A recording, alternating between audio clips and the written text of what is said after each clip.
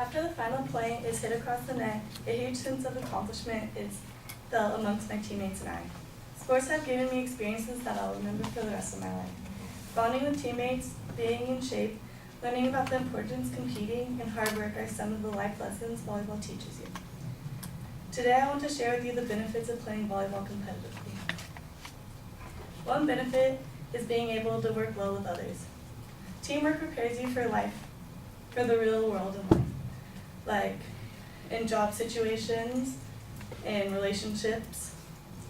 Not everyone gets along, but you have to set aside your problems in order to get the job done. It also helps by showing sportsmanship with other teams. For instance, before volleyball games and after, you shake hands with the other team, saying good luck and good game. It also teaches you to have a great mindset, like competing with others, because not only does competing get good players, it helps you become a better player. Volleyball keeps you in shape by staying healthy within yourself and without. Norma Chu states, according to Fitness Health Zone, 45 minutes of volleyball burns up to 585 calories, resulting in significant weight loss over an extended period of time. Volleyball keeps your heart rate up by burning calories because it's a fast-paced sport, so you're always moving, and it helps all your body's joints and muscles because you use your legs, shoulders, and your core. Core is a lot of volleyball. You need to stay strong with every movement you make. It also helps with hand-eye coordination, being with fast reflexes you need in order to not let the ball touch the ground. You need to go, move fast, dive for the ball.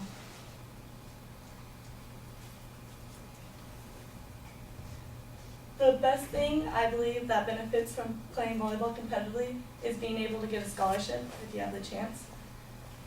People worldwide get scholarships every day for different sports at collegiate levels. In NCAA's D1, for example, there's 247 sponsored female teams and 23 on the men's. Volleyball is more competitive with females, but men do have teams all around, just at bigger schools. It's an incredible opportunity if you have the chance to get a scholarship because school is expensive and you might not have the best grades to transfer from high school to college, but volleyball helps, any sport helps to get in. The last thing I'm going to talk about is competing against others. Volleyball helps you compete against very well performed players, and it makes you fight for what you want in life. Not just for what you want, but what you believe in. When you make a mistake, you have to keep going and not let it get in your head, because in order for you to shake it off and move and keep going and performing, you have to just let it go and keep going.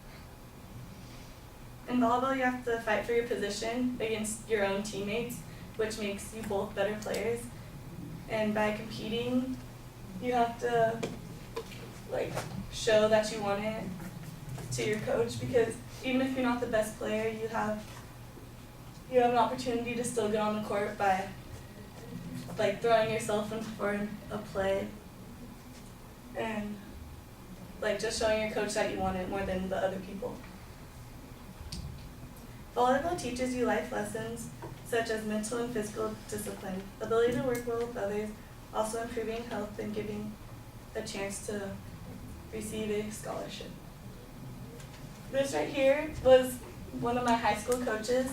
She plays at Cal State Long Beach, and she's 6'8" as a girl. She's a middle blocker, and she has gone through so much, even though she has her height, which is a great aspect in volleyball, but she got a scholarship for full ride, so she doesn't have to pay for school tuition or anything, so it's really nice, but that is why volleyball has so many benefits.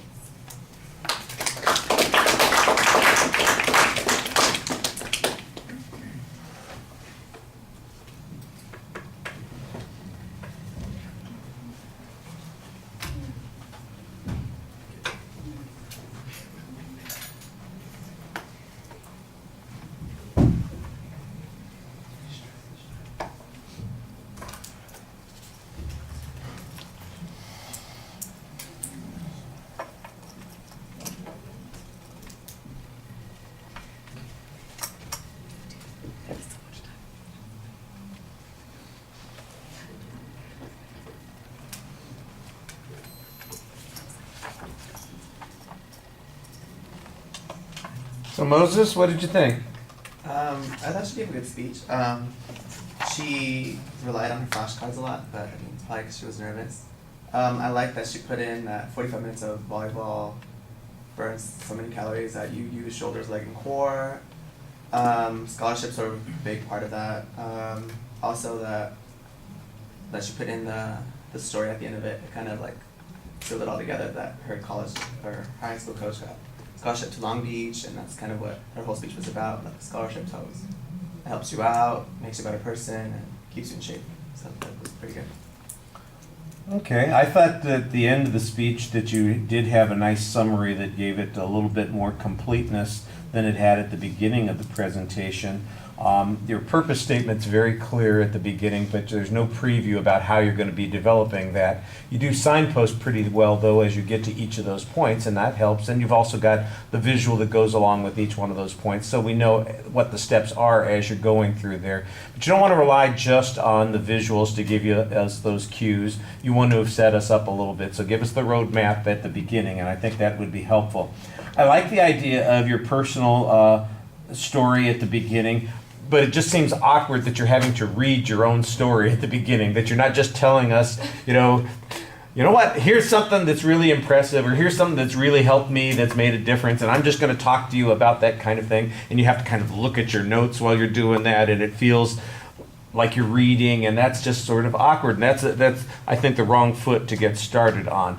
The supporting points are fine. I do think that there's not a lot of supporting material on the individual points. The teamwork thing is like all platitude stuff about teamwork, and I think that could apply to just about any of the activities that people engage in. Here's why you should join the debate team, because you get the sense of teamwork that goes on there, and interdependence, and meeting people and interacting, and you shake hands afterwards and all that. And it's like, what's unique about volleyball? What's distinctive about it? I think that's the thing that really we want to hear about on the subject there. I did think that when you talked about the physical benefits, we did get a little bit of information about how physically active you are, the number of calories that you burn, the impact that it has on your body. I think that you gave us some source citation on that material, and I think you could use a little bit more on some of those points.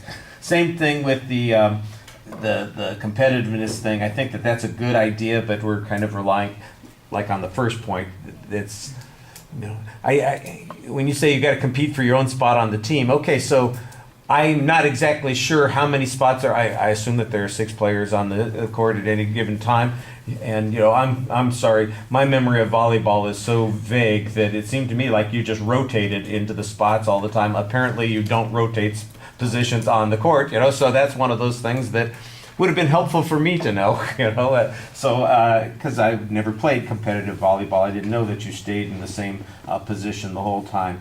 The scholarship thing, I wasn't quite sure what the picture was. I assumed that that's like people signing their letters of intent or something, but there really wasn't much explanation about what was going on there. And I know that kind of stuff is exciting and interesting. It's kind of weird how much coverage some of that stuff gets nowadays for the high school students signing. I guess that it's a good thing.